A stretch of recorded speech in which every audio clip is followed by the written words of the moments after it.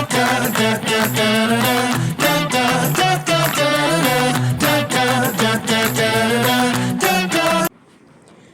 History സബ്ജക്റ്റിൻ്റെ third സെമ്മിൻ്റെ പാർട്ടായ പെർസ്പെക്റ്റീവ് ഓഫ് ഹ്യൂമൻ റൈറ്റ്സ് എന്ന ടെക്സ്റ്റിലെ 1.5 basic concept of liberty, equality and justice, അതിലെ 5.1 ലിബർട്ടിയാണ് നമ്മളത് നോക്കാൻ പോകുന്നത്. എന്താണ് ലിബർട്ടി? സ്വാതന്ത്ര്യം.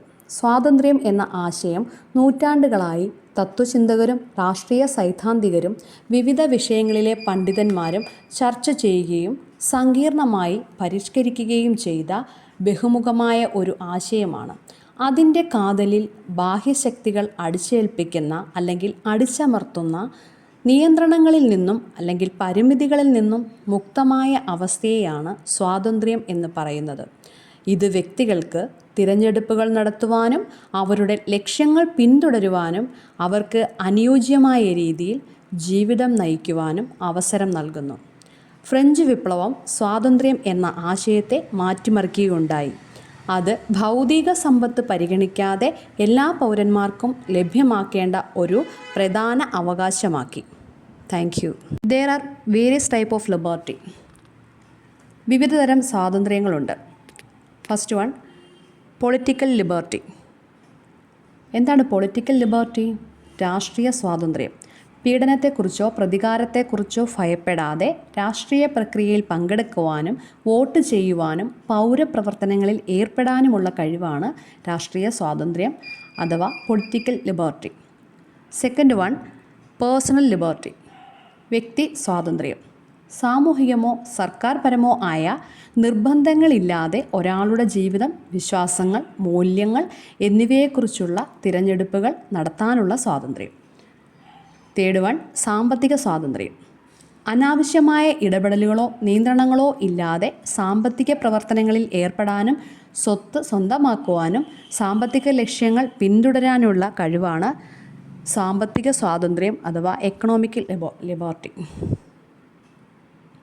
ഫോർത്ത് വൺ, സാമൂഹിക സ്വാതന്ത്ര്യം. വിവേചനമോ നിയന്ത്രണമോ ഇല്ലാതെ മറ്റുള്ളവരുമായി ഇടപഴകുവാനും ബന്ധങ്ങൾ സ്ഥാപിക്കുവാനും സാമൂഹിക സാംസ്കാരിക ബന്ധങ്ങളിൽ ഏർപ്പെടാനുമുള്ള സ്വാതന്ത്ര്യമാണ് സോഷ്യൽ ലിബർട്ടി അഥവാ സാമൂഹിക സ്വാതന്ത്ര്യം. The concept of liberty is often linked to the ideas. സ്വാതന്ത്ര്യം എന്ന ആശയം പലപ്പോഴും താഴെ പറയുന്ന ആശയങ്ങളുമായി ബന്ധപ്പെട്ടിരിക്കുന്നു. ഫസ്റ്റ് വൺ, ഓട്ടോണമി അഥവാ സ്വയംഭരണം. സ്വയം ഭരിക്കുവാനും സ്വന്തം ജീവിതത്തെക്കുറിച്ച് തീരുമാനങ്ങൾ എടുക്കുവാനുമുള്ള കഴിവാണ് സ്വയംഭരണം അഥവാ ഓട്ടോണമി. Second one, freedom. ബാഹ്യമായ നിയന്ത്രണങ്ങളുടെയും പരിമിതികളുടെയും അഭാവം. ഇതാണ് ഫ്രീഡം അഥവാ സ്വാതന്ത്ര്യം. തേർഡ് വൺ, റൈറ്റ്സ്, അവകാശങ്ങൾ. വ്യക്തി സ്വാതന്ത്ര്യങ്ങളെ സംരക്ഷിക്കുന്ന നിയമപരവും ധാർമ്മികവുമായ അർഹതകൾ. Fourth one, justice. എല്ലാവർക്കും തുല്യമായ സ്വാതന്ത്ര്യം ഉറപ്പാക്കുന്നതിനായി നിയമങ്ങളുടെ നീതിയുക്തവും നിഷ്പക്ഷവുമായ പ്രയോഗം. ഇതാണ് ജസ്റ്റിസ് അഥവാ നീതി. സ്വാതന്ത്ര്യത്തിൻ്റെ സിദ്ധാന്തങ്ങളും ആശയങ്ങളും പലതരത്തിലാണ്. അരിസ്റ്റോട്ടിലിൻ്റെ അല്ലെങ്കിൽ സിസറോ തുടങ്ങിയ പുരാതന തത്വചിന്തകരിലേക്ക് കണ്ടെത്താനാകും. അവർ വ്യക്തി സ്വാതന്ത്ര്യത്തിനും അല്ലെങ്കിൽ സ്വയംഭരണത്തിനും പ്രാധാന്യം നൽകി.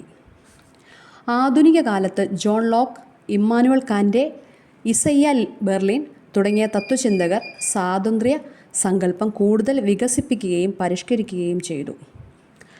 ലോക്കിൻ്റെ സാമൂഹിക ഉടമ്പടി സിദ്ധാന്തമനുസരിച്ച് സംരക്ഷണത്തിനും സാമൂഹിക ക്രമം നിലനിർത്തുന്നതിനും പകരമായി വ്യക്തികൾ സ്വമേധയാ തങ്ങളുടെ ചില സ്വാഭാവിക അവകാശങ്ങൾ ഒരു ഭരണകൂടത്തിന് അടിയറവ് വയ്ക്കുന്നു.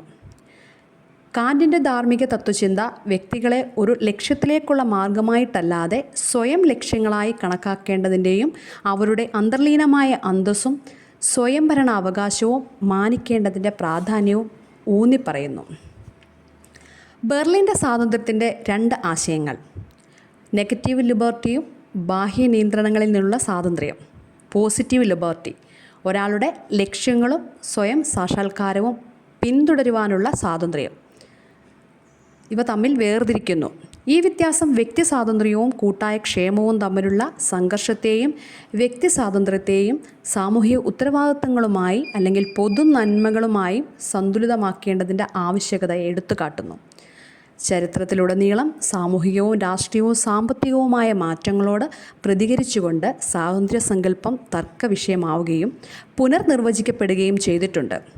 അമേരിക്കൻ ഫ്രഞ്ച് വിപ്ലവങ്ങൾ, പൗരാവകാശ പ്രസ്ഥാനം, കോളനിവൽക്കരണത്തിനും സാമ്രാജ്യത്തിനും എതിരായുള്ള പോരാട്ടം ഇവയൊക്കെ സ്വാതന്ത്ര്യത്തെ എടുത്തു കാണിക്കുന്നു. Thank you for watching.